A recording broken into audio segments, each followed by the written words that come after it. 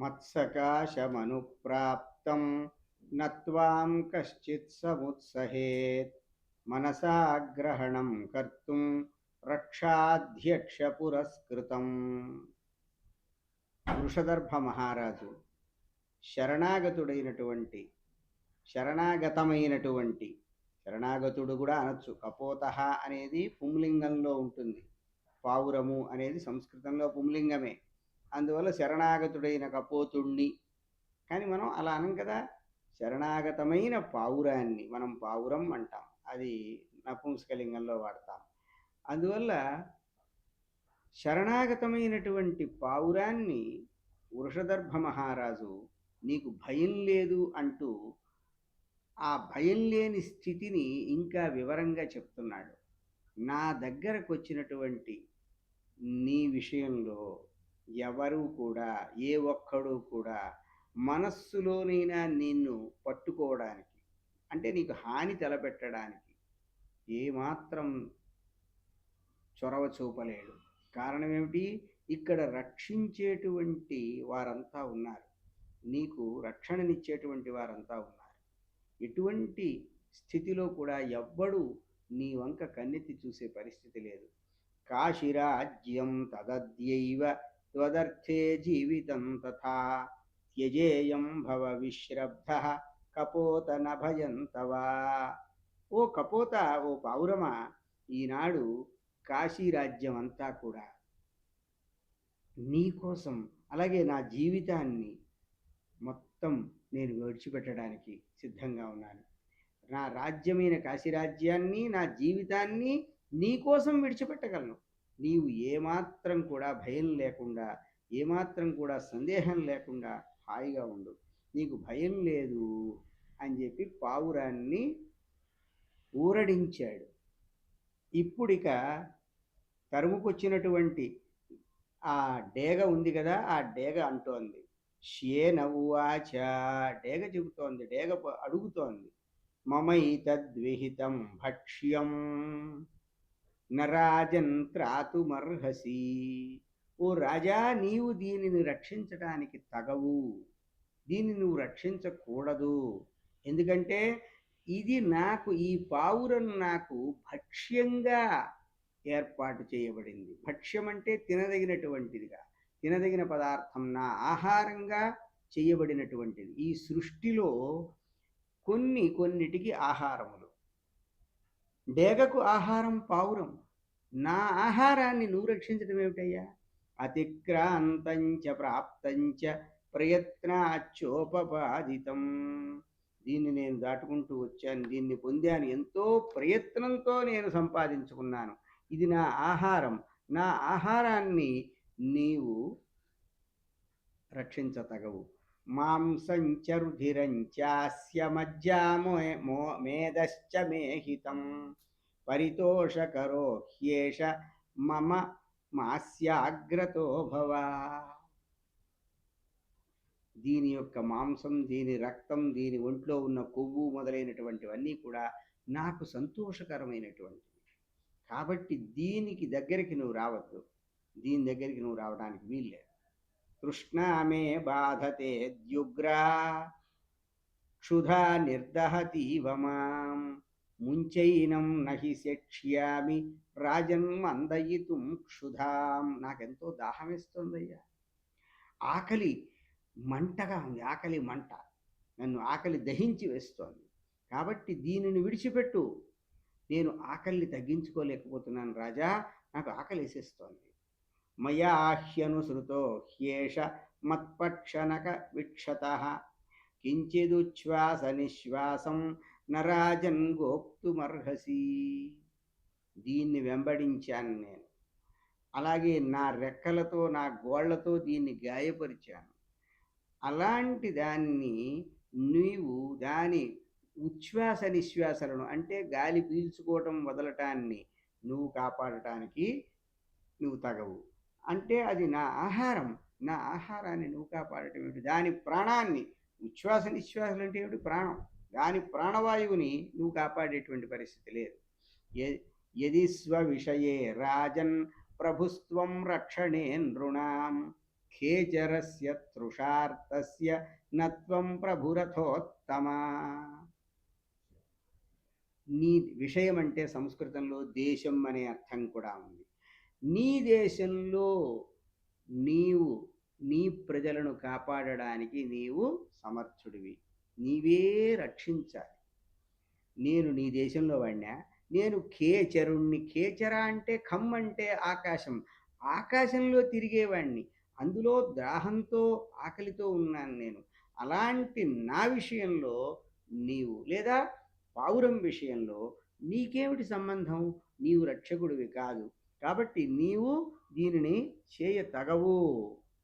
యది వైరిషు భృత్యేషు స్వజన వ్యవహారయో విషయేష్వింద్రియాణాంచ ఆకాశే మా పరాక్రమ. నీకు శత్రువులు ఉంటారు, నీకు సేవకులు ఉంటారు, నీ వాళ్ళు ఉంటారు, వాళ్ళ యొక్క విషయాలు ఉంటాయి, వాళ్ళకి సంబంధించినటువంటి విషయాలు ఉంటాయి. అలాగే వాటన్నింటి విషయంలో నీవు చూసుకోవచ్చు. కానీ ఆకాశంలో నీ పరాక్రమం, నీవు ఏదో నీ శక్తిని చూపిస్తాను, నేను రక్షిస్తాను, నేను భయాన్ని పోగొడతాను, ఇలాంటివి నీవు చేయకూడదయ్యా. ప్రభుస్త్వం హి పరాక్రమ్య సమ్యక్ పక్షహరేషుతే యది త్వమిహ ధర్మార్థీ మామపి ద్రష్టుమర్హసి.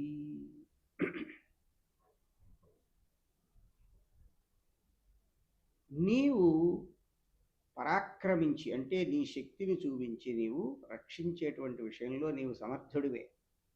నీ పక్షంలో ఉన్న వాళ్ళని నువ్వు చూసుకుంటావు, కానీ నీ పక్షం నా పక్షం అని కాదు. ఇక్కడ నీవు గనక ధర్మాన్ని కోరేవాడివైతే, ధర్మాన్నే నువ్వు ఆచరించేవాడివైతే, నా విషయంలో కూడా నువ్వు ఆలోచించాలి, నా వైపు కూడా చూడాలి అని డేగ వృషదర్భ మహారాజుని.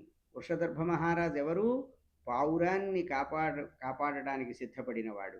పావురాన్ని తనంతట తానుగా కాపాడడానికి సిద్ధపడ్డా? లేదే, పావురం వచ్చి ఆయనను శరణు కోరింది. శరణాగతమైనటువంటి పావురాన్ని కాపాడడానికి సిద్ధపడినటువంటి వృషదర్భ మహారాజుని డేగ ఈ విధంగా ఒక రకమైన హెచ్చరికలాగా, అంటే ధర్మాన్ని తప్పడానికి వీల్లేదు ఎవరైనా సరే. ధర్మం అంటే ఏది? చెయ్య తగిన పని, ఎవరికి చెయ్య తగిన పని ఏదో వారు అది చెయ్యాలి. ఇక్కడ మనకి ఇప్పటివరకు తెలిసిన పాఠంలో ఏమిటి? మనమేం చెయ్యాలి? నీవు విద్యార్థివి, నేను ఉపాధ్యాయుడిని. నేనేం చెయ్యాలి? నీకు చక్కగా పాఠం బోధించాలి, నీకు అర్థమయ్యేందుకోసం ఎంతో ప్రయత్నం చేసి చెప్పాలి, నీకు అర్థమైందో లేదో తెలుసుకోవాలి. తర్వాత నీవు అర్థమైన తర్వాత పరీక్షలో దాన్ని నువ్వు సరిగ్గా ప్రజెంట్ చేయడానికి ఏ రకాలైనటువంటి మెళకువలు నీకు కావాలో నేను చెప్పాలి. ఇదంతా నా ధర్మం కదా. అలాగే నీవేం చేయాలి? నీవు నీ తల్లిదండ్రులు చక్కగా మంచి చోట నిన్ను చదువుకోవడానికి ఏర్పాటు చేసినప్పుడు, మంచిగా మాబోటి వాళ్ళం పాఠాలు చెప్పే ప్రయత్నాలు చేస్తున్నప్పుడు, నీవు సమయాన్ని వృధా చేసుకోకుండా నీవు చక్కగా చదువుకుని పరీక్షల్లో మంచి మార్కులు తెచ్చుకుని భవిష్యత్తుని చక్కగా నిర్మించుకునే ప్రయత్నం చేయాలి. అది నీ ధర్మం, ఇది నా ధర్మం. ధర్మం అనేది సమయానికి మారుతుంది. ఇప్పుడు విద్యార్థిగా నీ ధర్మం ఏమిటి, ఉపాధ్యాయుడిగా నా ధర్మం ఏమిటి అని మనం తెలుసుకోవాలి. ఇట్లా మొత్తం ఈ పాఠం ఒక రకంగా మనకి ఎథిక్స్ అండ్ వాల్యూస్ని కూడా కేవలం ఒక కథ విని వదిలేయటం కాదు. ఏనాడో ఒక వృషదర్భుడు అనేటువంటి వాడు కాశీరాజు, ఎందుకంటే కాశీ రాజ్యం అని చెప్పాడు కాబట్టి పాఠంలో వచ్చింది కాబట్టి, ఆయన నా రాజ్యమంతా నీ వెంట ఉంటుంది, నా జీవితం నీకు ఇచ్చేస్తాను, నువ్వు భయపడకు అన్నాడు కాబట్టి, అలాగ పక్షుల్ని కూడా రక్షించేవాళ్ళు, ఎన్వైరన్మెంట్ని పర్యావరణ రక్షణకు పూనుకున్నారు ఆ రోజుల్లో, జీవకారుణ్యం గలవాళ్ళు. ఇవి మాత్రమే కాదు, అవి నిజమే, మనం కూడా అన్ని ప్రాణుల పట్ల కరుణతో ఉండాలి, పర్యావరణాన్ని ధ్వంసం కాకుండా చూసుకోవాలి. ఈ పర్యావరణంలో అంటే వాతావరణంలో ఉండవలసిన అన్ని ప్రాణులు ఉంటేనే పర్యావరణం సమతుల్యంగా ఉంటుందంటే దానిలో ఏమాత్రం కూడా హెచ్చుతగ్గులు రాకుండా ఉంటుంది. అది నిజమే. కానీ ధర్మం అనేది చాలా ముఖ్యమైనది. మన దేశంలో మన వాళ్ళు ధర్మం అంటారు. ధర్మం అంటే చెయ్యతగిన పని, ఎవడు చెయ్యతగింది వాడు చెయ్యాల్సిందే, అంతేగాని చేసే విషయంలో ఏమాత్రం తేడా చేయకూడదు. ఇప్పుడు భీష్ముల వారు ధర్మరాజు కదా ఈ ప్రశ్న అడిగినవాడు, ఆయనకి మళ్ళీ ఆయన ఈ విషయాన్నంతటి మీద కూడా ఆయన కామెంట్స్ చెప్తున్నాడు. శ్రుత్వాశ్యేనస్య తద్వాక్యం రాజర్షిర్విస్మయం గతః భీష్మ ఉవాచ శ్రుత్వా శ్యేనస్య తద్వాక్యం రాజర్షిః విస్మయం గతః సంభావ్య చైనం తద్వాక్యం తదర్థీ ప్రత్యభాషత. భీష్ముల వారు చెబుతున్నాడు ధర్మరాజుతో. డేగమాటలు విన్నాడు రాజర్షి. ఆయన అంటే రాజులలో ఋషి లాంటి వాడు, రాయల్ సేజ్. అంటే సేజ్ అమంగ్ ద కింగ్స్ అన్నమాట. రాజుల్లో ఋషి లాంటి వాడు అంటే మంచి ప్రవర్తన కలవాడు అని అర్థం. ఆశ్చర్యపడిపోయాడు డేగమాటలు విని. ఆ డేగని సంభావన చేశాడు. సంభావన అంటే చక్కగా గౌరవించాడు. గౌరవించి ఆయన మాటలన్నీ కూడా, ఆ డేగ మాటలన్నీ విని, ఆ ధర్మార్థి ఆయన, తదర్థి అంటే ఇక్కడ ధర్మార్థి, ఆయన ధర్మమే కోరేటువంటి వ్యక్తి కాబట్టి ఆ ధర్మజ్ఞుడు గనుక, అంటే ధర్మం తెలిసిన వాడు గనుక ఆ డేగతో ఏమంటున్నాడో చూడండి. ఇలా చెప్తున్నాడు. రాజోవాచ, వృషదర్భ మహారాజు డేగతో ఇలా చెప్తున్నాడు. గోవృషో వా వరాహో వా మృగో వా మహిషోపి వా త్వదర్థమద్య క్రియతాం క్షుధా ప్రశమనాయతే. నీకు ఎద్దు కావాలా, పంది కావాలా, లేదా లేడి కావాలా, లేదా దున్నపోతు కావాలా, బర్రె గేదె కావాలా, నీకు ఏవి ఇష్టమో, నీ ఆకలిని ఏవైతే తీరుస్తాయో అవి వాటిని నీ ఆహారంగా ఏర్పాటు చేస్తాను, ఇప్పుడు సిద్ధం చేస్తాను. శరణాగతం చ నత్యజేయం, శరణాగతం నత్యజేయమితి మే వ్రతమాహితం. నాకు ఒక వ్రతం ఉంది. వ్రతం అంటే ఇక్కడ సంస్కృతంలో నియమము, ప్రిన్సిపల్ అని కూడా అర్థం. నాకు ఒక వ్రతం అంటే నేను ఒక నియమానికి కట్టుబడి ఉంటాను. అదేమిటి? శరణాగతం నత్యజేయం. నన్ను శరణు కోరి వచ్చినటువంటి వాడిని విడిచిపెట్టను, అంటే కాపాడకుండా వదిలివేయను, పట్టించుకోకుండా ఉండను. నా దగ్గర భయంతో ఎవరొచ్చినా భయం పోగొట్టి వాళ్ళని కాపాడటమే నా పని అని ఒక వ్రతం నాకుంది, ఒక నియమం.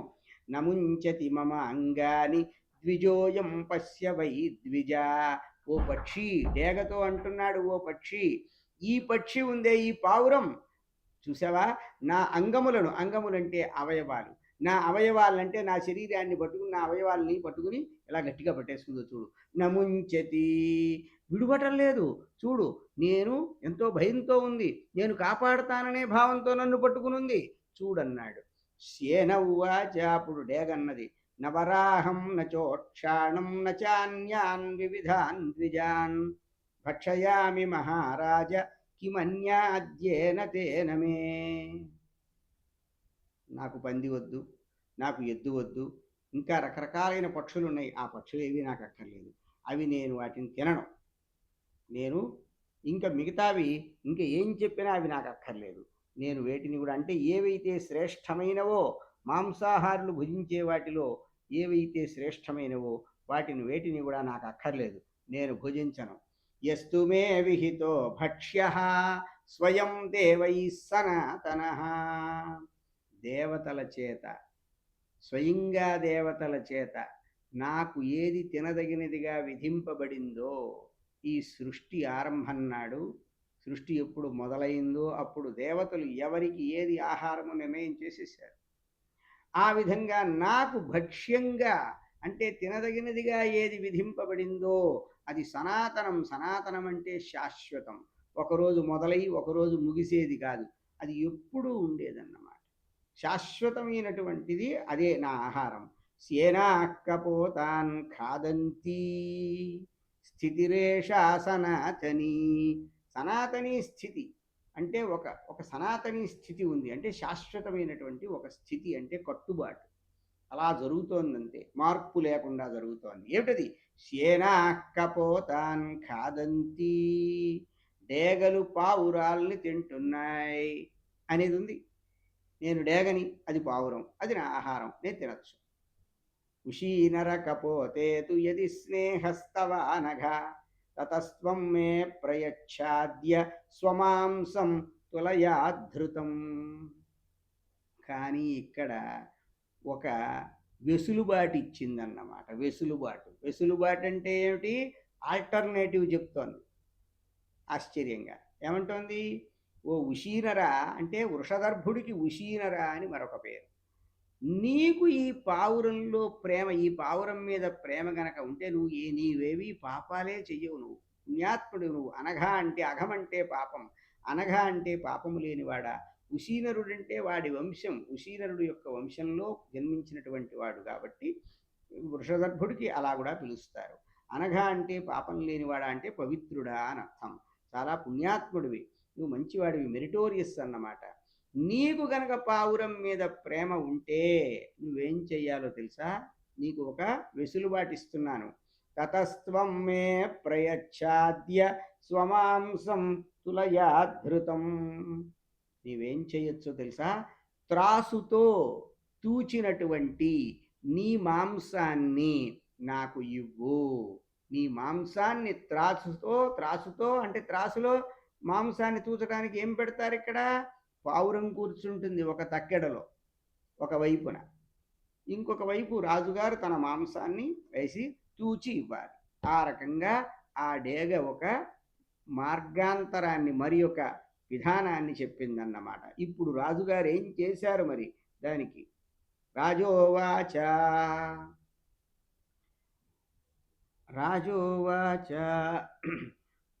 మహాననుగ్రహో మేద్య యస్త్వమేవ మిహాత్తమాం. ఎంత దయ చూపించావు డేగా నా విషయంలో. నీవే స్వయంగా చెప్పావు నాకు ఏం చెయ్యొచ్చో. నేను ఈ పావురాన్ని రక్షించాలనే ధర్మాన్ని నేను ఆచరించబోతున్నాను. నా ధర్మం అది అని నేను పెట్టుకున్నాను. ఇలాంటి ధర్మానికి బద్ధుడినై ఉండడం చేత నువ్వు ఎంతో దయగలిగిన దానవై నాకు నువ్వు స్వయంగా మార్గం చెప్పావు. బాఢమేవ కరిష్యామీత్యుక్త్వాసౌ రాజసత్తమ. ఆయన రాజశ్రేష్ఠుడు, తప్పకుండా అలాగే చేస్తాను, నువ్వు చెప్పినట్టు చేస్తాను, నా మాంసాన్ని త్రాసుతో తూచి ఇస్తాను అని చెప్పి అన్నాడు. అని ఏం చేశాడు? ఉత్కృత్యోత్కృత్య మాంసాని తులయా సమతోలయత్. ఉత్కృత్య అంటే పెకలించి కోసి తన మాంసాలని కూడా తీసుకువెళ్ళి తుల అంటే త్రాసులో, సమతోలయత్ తూచాడన్నమాట. ఆ త్రాసులో వేసి తూచాడు. అంతఃపురే తతస్తస్య స్త్రియో రత్న విభూషితా హాహాభూత వినిష్క్రాంత శ్రుత్వా పరమ దుఃఖితా తాసాం మృదిత శబ్దేన మంత్రిభృత్యజనస్య చ బభూవసు మహాన్నాదో మేఘగంభీర నిస్వనః నిరుద్ధంగగనం సర్వే శుభ్రం మేఘైః సమంతతః మహీ ప్రచలితా చాసీత్ తస్య సత్యేన కర్మణా సరాజా పార్శ్వతశ్చైవ బాహుభ్యాం ఊరుతశ్చయత్. మాంసం కోసి తన మాంసాలను అంటే వేరు భాగాల నుంచి కోసి త్రాసులో వేసి చూస్తున్నాడు. అంతఃపురంలో ఆయన స్త్రీలు ఎన్నో రత్నాలతో అలంకరింపబడినటువంటి వారు అయ్యో అని చెప్పి అనుకుంటూ బయటికి వచ్చేసేశారు. ఎంతో విని ఆ వృత్తాంతం, రాజుగారి యొక్క వృత్తాంతం విని ఎంతో దుఃఖాన్ని పొందారు. వారు ఏడుస్తున్నారు. ఏడుస్తూ ఉంటే ఆ శబ్దం, వారే కాదు మంత్రులు, సేవకులు వారందరూ ఏడ్చేస్తున్నారు. ఏడుస్తూ ఉంటే ఆ శబ్దం చాలా పెద్దదైపోయింది. ఒక మన మేఘం మబ్బు ఉరిమినట్టుందన్నమాట. ఆకాశమంతా వ్యాపించిపోయింది. భూమిలో జరుగుతున్న ఈ శబ్దం ఆకాశమంతా వ్యాపించిపోయింది. అలాగా ఆ వాళ్ళు చేసేటువంటి రోదన ధ్వనులు అంటామే, ఆ ఏడుపు అన్నమాట. అంత వ్యాపించిపోయింది, భూమి అంతా కంపించిపోయింది. ఎందువల్ల? ఆయన సత్యానికి కట్టుబడి చేస్తున్న పనికి ఆ భూమి కూడా కంపించిపోయింది. ఎక్కడెక్కడి నుంచి రాజుగారు కోశారంటే రెండు ప్రక్కల ఆయన శరీరంలో 2 ప్రక్కల నుంచి కోసేశాడు. చేతుల్లోంచి, తన బాహువులు భుజాల్లోంచి కోశాడు, తొడల్లోంచి కోసేశాడు. ఆ మాంసం అంతా కోసేశాడు. తాని మాంసాని సంచిద్య తులాం పూరయతే శనైః. ఆ మాంసాలన్నీ కూడా పోగు చేసి ఆ త్రాసు నింపుతున్నాడు. తథాపి న సమస్తేన కపోతేన బభూవః. ఎంత కోసివేసినప్పటికీ ఆ త్రాసులో ఆ పావురంతో సమానంగా అయితే కాలేదు, అంత మాంసం వేసినప్పటికీ కూడా. అస్థిభూతో యదా రాజా నిర్మాంసోర్ధిరస్రవః తులాంతతః సమారూఢః స్వం మాంసక్షయముత్సృజన్. చివరికి ఆయన ఏం చేశాడు? ఎముకలు మాత్రం మిగిలినాయి. స్కెలిటన్ అంటాను చూడండి, కంకాళం మిగిలిపోయింది. అలాంటి వాడు కేవలం ఎముకల గూడైపోయాడు. మాంసం అనేది లేదు శరీరంలో. రక్తం కారిపోతోంది. ఇక అప్పుడు ఏం చేశాడు? నా మాంసమే లేదు అని చెప్పి తన మాంసమంతా లేని స్థితిని గమనించి తాను స్వయంగా వెళ్ళి ఆ త్రాసులో కూర్చున్నాడు ఇంకా. తతస్సేంద్రాస్త్రయో లోకాః తం నరేంద్రముపస్థితాః భేర్యశ్చాకాశగైస్తత్ర వాదితా దేవదుందుభిః. అప్పుడు ఇంద్రుడంటే దేవలోకానికి రాజు, దేవతలందరికీ రాజు, దేవరాజు అన్నమాట. ఆ దేవరాజు అలాగే మూడు లోకాలంటే ఈ భూమి, భూమి పైన ఉండే లోకాలు, భూమి క్రింద ఉండే లోకాలు. ఈ లోకాలన్నీ కూడా అందరిలో ఆ లోకాల్లో ఉండే ప్రముఖులంతా అందరూ కూడా ఆ రాజుగారిని సమీపించినాయి. రాజుగారంటే ఎవరిక్కడ మనకి? వృషదర్భ మహారాజు. ఆకాశంలో భేరీలు, భేరీ అంటే పెద్ద పెద్ద వాద్యాలంటే ధ్వనులు చేసే వాద్యాలు, డ్రమ్స్ అంటున్నామే మనం. అలాంటి భేరీలు, నగారాలు అన్నమాట. అవన్నీ దేవదుందుభులు అంటే దేవతల యొక్క వాద్య విశేషాలు, ఆ దేవతలు వాడేటువంటి ఇన్స్ట్రుమెంట్స్ అవన్నీ కూడా మోగింపబడ్డాయి. అమృతేనావసిక్తశ్చ వృషదర్భో నరేశ్వరః దివ్యైశ్చ సుసుఖైర్మాల్యైరభివృష్టః పునః పునః. అమృతం అంటే దేవతలు ఏ అమృతాన్నైతే తాగి ఆ అమృతం పానం చేయడం వల్ల వాళ్ళకి ముసలితనము, మృత్యువు అంటే చావు ఉండదు. దేవతలకి రెండు ఉండవు, ముసలితనం లేదు, చావు లేదు. వాళ్ళకి మూడే దశలు: బాల్యము, యౌవనము, ఆ తర్వాత నడి వయస్సు. అంతే తప్ప వాళ్ళకి ముసలితనం లేదు, నాలుగో దశ లేదు. ఎందువల్ల? అమృతం తాగారు కాబట్టి. అలాంటి అమృతాన్ని ఆయన పైన వర్షించారట. అమృతం చేత వర్షింపబడ్డాడు ఆయన, వృషదర్భ మహారాజు. అలాగే దేవతలకి ఏ సుఖాలు ఉంటాయో ఆ సుఖాన్ని ఆయన అనుభవిస్తూ ఉన్నాడు. అలాగే దేవతలకి సుఖాన్ని కలిగించేటువంటి పుష్పములు ఏవైతే ఉన్నాయో ఆ పుష్పములతో ఆయన పైన వర్షాన్ని కురిపించారు. పుష్పవృష్టి కురిసింది, పూలవాన కురిసింది. పదే పదే పదే పదే ఆకాశం నుంచి దేవతలు పూలవర్షం కురిపించారన్నమాట. దేవగంధర్వ సంఘాతైరప్సరోభిశ్చ సర్వతః నృత్తశ్చైవోపగీతశ్చ పితామహ ఇవ ప్రభు. దేవతలు, గంధర్వులు అంటే గాయకులు అన్నమాట. దేవలోకంలో ఉండే గానం చేసేటువంటి వారు సెలెస్టియల్ సింగర్స్. వారందరూ కూడా సమూహాలుగా ఏర్పడ్డారు. అప్సరసలంటే దేవలోకంలో నాట్యం చేసేటువంటి వారు. వారందరూ కూడా గీత వాద్యములతో అంటే నృత్యం చేస్తున్నారు, మ్రోగిస్తున్నారు, వాద్యాల్ని చక్కగా పాడుతున్నారు, ఆయనని ఎంతో కొనియాడారన్నమాట. హేమ ప్రాసాద సంబాధం మణికాంచన తోరణం సవైఢూర్యమణి స్తంభం విమానం సమధిష్ఠిత. ఒక విమానం వచ్చింది, అందులో బంగారు కోటలున్నాయి, తర్వాత మణులతో, బంగారంతో చేయబడిన తోరణాలున్నాయి, ఆ తర్వాత వైఢూర్యమణులతో ఏర్పాటు చేసిన స్తంభాలు ఉన్నాయి. అలాంటి విమానం, ఆ విమానం ఎక్కాడు ఆయన. సరాజర్షి గతస్వర్గే కర్మణా తేన శాశ్వతం శరణాగతేషు చైవంత్వం కురు సర్వం యుధిష్ఠిరా. ఆ రాజర్షి స్వర్గానికి వెళ్ళాడు, తన యొక్క పని చేత వెళ్ళాడు స్వర్గానికి. స్వర్గం ఎలా తయారైంది ఆయనకి? ఎవరో ఇస్తే పొందాడా? లేదు, తను చేసిన పని వల్ల ఆయనకి స్వర్గం వచ్చింది. ఆ స్వర్గం కూడా తన మంచి పనికి కొంతకాలం ఆ స్వర్గంలో ఉండి మళ్ళీ కిందకు వచ్చేట కాదు. శాశ్వతం స్వర్గే కర్మణా తేన, తన కర్మతో శాశ్వతమైన స్థితిని పొందాడు స్వర్గంలో. అందువల్ల ఓ యుధిష్ఠిరా, ఓ ధర్మరాజా, నీవు కూడా శరణాగతుల విషయంలో అంటే రక్షణ కోరిన వారి విషయంలో ఇలా ప్రవర్తించు అని భీష్ముల వారు ధర్మరాజుకి ఉపదేశం చేస్తున్నారన్నమాట. భక్తానామనురక్తానాం ఆశ్రితానాంచ రక్షిత దయావాన్ సర్వభూతేషు పరత్ర సుఖమేధతే.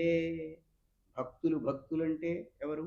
ఎంతో ప్రేమ గలవారు. అనురక్తులంటే ఆసక్తి గలవారు. ఆశ్రితులంటే ఆశ్రయించిన వారు. ఇలాంటి వారిని రక్షించేటువంటి దయగలిగినటువంటి వాడు ఎవరి మీద దయగలిగి ఉండాలండి? సర్వభూతేషు. భూతం అంటే సంస్కృతంలో ప్రాణి, అన్ని ప్రాణుల మీద, ఏ ప్రాణి మీద కూడా దయ లేకుండా ప్రవర్తించకూడదు. అలాంటి వాడు పరలోకంలో సుఖాన్ని పొందుతాడు. పరత్ర సుఖమేధతే. అది కాబట్టి ఇక్కడ మన యొక్క ప్రవర్తనే మన సుఖానికి కారణం. ఎక్కడైనా మనం ఎక్కడ ఎప్పుడు ఎలాంటి సుఖాన్ని పొందుతున్నా దానికి కారణం ఏమిటి? సుఖాన్ని పొందడానికి కారణం మన మంచి ప్రవర్తన, అంటే ఇతరులకి ఉపయోగపడే ప్రవర్తన. దుఃఖానికి కారణం మన చెడు ప్రవర్తన, అంటే మనకి ఇతరులకి కూడా ఉపయోగపడని ప్రవర్తన. ఇది మనం తెలుసుకోవలసినటువంటి విషయం ఈ పాఠంలో ఉన్నదన్నమాట. ఇంకా సాధువృత్తో హియో రాజా సద్వృత్తమనుతిష్ఠతి కిం న ప్రాప్తం భవేత్ తేన స్వవ్యాజేనేహ కర్మణ. ఏ రాజైనా మంచి ప్రవర్తనతో ఉంటే, మంచి ప్రవర్తనని కనుక అనుసరిస్తూ ఉంటే ఆయన ఏం పొందడయ్యా అంటున్నాడు భీష్ముల వారు ధర్మరాజుతో. కాబట్టి తన పనితోనే తన పని మంచి పనిగా చేసుకుని, అంటే మంచి పనినే తన పనిగా చేసుకుని రాజైన వాడు ప్రవర్తిస్తే వాడు పొందందేముండదయ్యా. సరాజర్షి విశుద్ధాత్మా ధీర సత్యపరాక్రమ కాశీనామీశ్వర ఖ్యాత త్రిషు లోకేషు కర్మణ. ఆ రాజులలో ఋషిలాంటి వాడు, విశుద్ధమైన ఆత్మ గలవాడు, అంటే పవిత్ర హృదయుడు, ధీరుడు. ధీరుడు అంటే ఇంగ్లీష్లో మనం స్టెడ్ ఫాస్ట్ అంటాం, అంటే నిలకడగలవాడు, చాంచల్యం లేనివాడు, వేవరింగ్ లేకుండా ఉన్నవాడు. సత్యపరాక్రమ అంటే నిజమైన పరాక్రమం. పరాక్రమం ఉందని చెప్పుకోవడం కాదు, ఊరికే ఎవరో బిరుదులు చదవడం కాదు, నిజంగా పరాక్రమం చూపించగలడు. అంటే పరాక్రమం చూపించడం అంటే ఏమిటి? తాను తీసుకున్న నిర్ణయాన్ని అమలు చేయగలగడం, అది. అట్లాంటి వాడు కాశీ ప్రజలందరికీ రాజు. అటువంటి మహానుభావుడు తన పనితో ఈ 3 లోకాల్లో కీర్తిని సంపాదించాడు, మంచి పేరు పొందాడు. యోప్యన్యఃకారయే దేవం శరణాగత రక్షణం సోపి గచ్చేత తామేవ గతిం భరత సత్తమా. ఎవరైనప్పటికీ కూడా, ఇతరులు ఎవరైనప్పటికీ కూడా ఈ విధంగా శరణాగత రక్షణం గనక చేస్తే వాళ్ళు కూడా ఇలాంటి ఉత్తమమైనటువంటి స్థితిని, ఉత్తమమైన గతిని పొందుతారు, అంటే ఉత్తమమైన స్థానాన్ని పొందుతారు. ఇదం వృత్తం హి రాజర్షే వృషదర్భస్య కీర్తయన్ పూతాత్మా వై భవేల్లోకే శృణుయాద్యశ్చ నిత్యశః. ఎవరైతే ఈ వృషదర్భుడు అనేటువంటి రాజర్షి యొక్క ఈ వృత్తాంతాన్ని కనుక తెలుసుకుంటారో వారు కూడా పవిత్రులు అవుతారంటే ఆ ఇంప్రెషన్స్ మన మీద ఉంటాయి. ఒక మంచి విషయాన్ని వింటే ఆ మంచి ఇంప్రెషన్ మన మీద ఉంటుంది. అలాగే విన్నప్పటికీ కూడా, చదివినప్పటికీ కూడా వాటికి, ఆ చదివిన వారికి విన్నవారికి కూడా ఈ పవిత్రత వస్తుంది, అంటే వాళ్ళ హృదయం శుద్ధి పొందుతుంది. శుద్ధమైన హృదయంతో వాళ్ళు కూడా ఆలోచించి శక్తిని పొందుతారు అని అర్థం. ఆ విధంగా చెప్పడం జరిగింది. ఇది శరణాగత రక్షణం అనేటువంటి పాఠం అన్నమాట. ఇందులో మనకి నిబంధ ప్రశ్నలు ఉన్నాయి. నిబంధ ప్రశ్నలు అంటే ఏమిటండి? Essay questions. శరణాగత రక్షణం ఇది పాఠ్యభాగస్య సారాంశం లిఖత. శరణాగత రక్షణం అనేటువంటి పాఠ్యభాగం అంటే లెసన్ కదా, దానికి సారాంశం అంటే సమరీ, దాన్ని వ్రాయండి అన్నారు. పాఠం పేరుంది ఇందులో. సారాంశం అనేటువంటి మాట మనకి పాపులర్, అది బాగా మనకి ఫెమిలియర్ వర్డ్.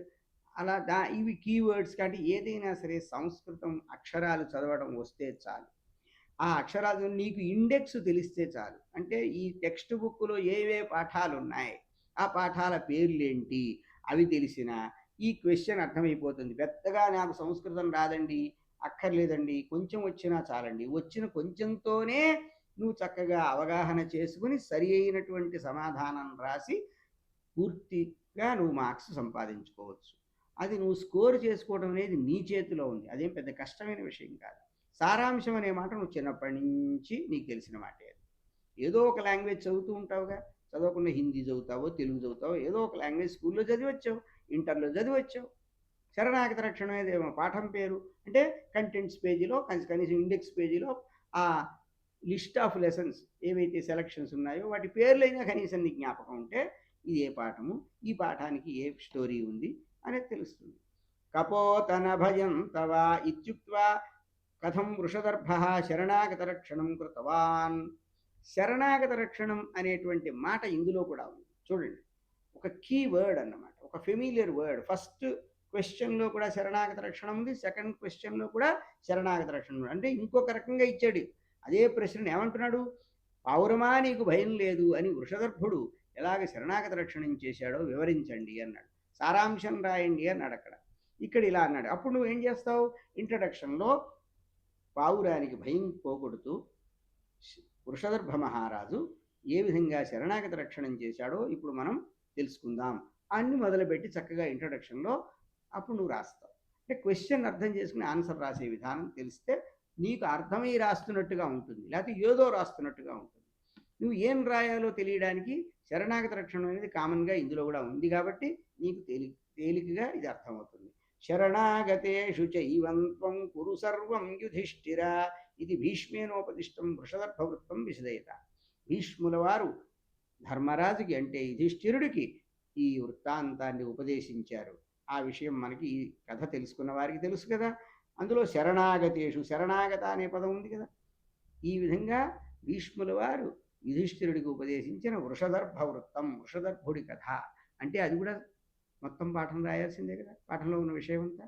కాబట్టి ఎస్సే క్వశ్చన్ ఎలా ఇచ్చినప్పటికీ కూడా నీవు సమాధానం చక్కగా మొత్తం పాఠానికి సంబంధించిన పరిచయము అంటే ఆ పాఠ్యభాగ పరిచయము, ఆ కవి పరిచయము రాసి చక్కగా పరిచయం రాసిన తర్వాత అందులో ఉన్న ఈ వృత్తాంతం అంతా కూడా చక్కగా పేరా వైజ్గా, కంటెంట్ వైజ్గా ముందు పావురం సమీపించడం, ఆ తర్వాత పావురం కాకి భయం లేదు నీకని రాజుగారు చెప్పడం, ఇంతలో డేగ రావడం, డేగ తనని నా ఆహారం అని చెప్పడం, తర్వాత డేగే ఒక వెసులుబాటు రాజుగారికి ఇవ్వడం, తర్వాత రాజుగారు ఆ తన ప్రతిజ్ఞానుసారం తన మాంసాన్ని త్రాసులో వేసి తూచటం, చివరికి తానే అందులో కూర్చోవడం, ఆ తర్వాత మరి దేవతలందరూ కూడా సంతోషించి, అంటే అందరూ సంతోషిస్తారు ఒక మంచి పని, ప్రపంచమంతా శాంతిని పొందుతుంది. ఎవరైనా ఒక మంచి ఉత్తమమైన పని చేస్తే ఇది మొత్తం ప్రపంచమంతా పులకరిస్తుంది, ప్రపంచం దేవతలందరూ సంతోషిస్తారు అని చెప్పి, అంటే మంచి వాళ్ళంతా సంతోషిస్తారు అన్నట్టుగా అప్పుడు జరిగినటువంటి సంఘర్షణలు, ఆ పుష్పవృష్టి కురిపించడం, ఇలాంటివి దేవదుందుకులు మోగడం, ఇలాంటి విషయాలన్నీ జరిగినాయి. ఆ తర్వాత మరి ఆయన దాని ఫలితంగా అంటే తను చేసిన పనికి ఫలితంగా శాశ్వతమైన స్వర్గాన్ని పొందడం, తర్వాత ఇదంతా చెప్పిన తర్వాత భీష్ముల వారు ఎలా ఉపదేశించారు, నీవు కూడా ఇలాంటి పని చేయను ఆయన అని ధర్మరాజుకి చెప్పడం, ఈ విషయాలన్నీ కూడా చక్కగా సైడ్ హెడ్డింగ్స్ పెట్టి చక్కగా రాయటం మంచిది. వీలైతే సంస్కృతంలో కొన్ని లైన్స్ కోట్ చేయడం, అలా చేస్తే మంచిది. సందర్భానుసారం అది ఎక్కడ కోట్ చేయాలో అక్కడ కోట్ చేయాలి. ఏదో ఒక లైను యానిటేషన్స్లో వాటిల్లో ఈ పాఠంలో ఈ లైన్లు కొన్ని ఉంటాయి, అవి తీసుకుని మీరు ఇక్కడ కోట్ చేసినా పర్వాలేదు, కానీ ఎక్కడ వాటిని కోట్ చేయాలో తెలిసి కోట్ చేయాలి, ఎక్కడో ఒక చోట రాసేయకూడదు, అలాంటి పనులు చేయకూడదు. అంటే దాని అర్థం తెలిసి, ఆ అర్థం తెలుసుకుని సందర్భం ఏ సందర్భంలో అది వాడారో ఆ చోటనే దాన్ని కోట్ చేయాలి. అలా కనుక చేస్తే చక్కగా మనకి మంచి మార్కులు వచ్చే అవకాశం ఉంటుంది. అలా చేయలేకపోయాం, సంస్కృతం రాయలేకపోయాం, మళ్ళీ కంఠస్థం చేసేటువంటి పరిస్థితి లేకుండా యానిటేషన్స్లో తీసుకురాయచ్చు. లేదు తెలుగులో రాసినా ఇంగ్లీష్లో రాసినా చక్కగా ఒక సీక్వెన్స్లో, ఒక వరుసలో, క్రమంలో, తప్పులు లేని భాషతో, అది మీ సొంత భాష అయినా కావచ్చు, గ్రామటికల్గా మిస్టేక్స్ లేకుండా అర్థమయ్యేటట్టు, నీకు అర్థమై రాస్తున్నట్టు తెలియాలి దిద్దేవాడికి, అది చాలా ఇంపార్టెంట్. అలా రాయటం మంచిది. ఆ తరువాత లఘు ప్రశ్నలు, ఈ లఘు ప్రశ్నలు మనకి ఉన్నాయి. తర్వాత ఇంకాను మరి సందర్భ వాక్యాలు ఉన్నాయి. వీటన్నింటినీ కూడా మనం చక్కగా చదువుకోవలసి ఉన్నది. వాటిని మనం తరువాతి తరగతిలో చక్కగా తరువాత క్లాసులో మనం నేర్చుకుందాం.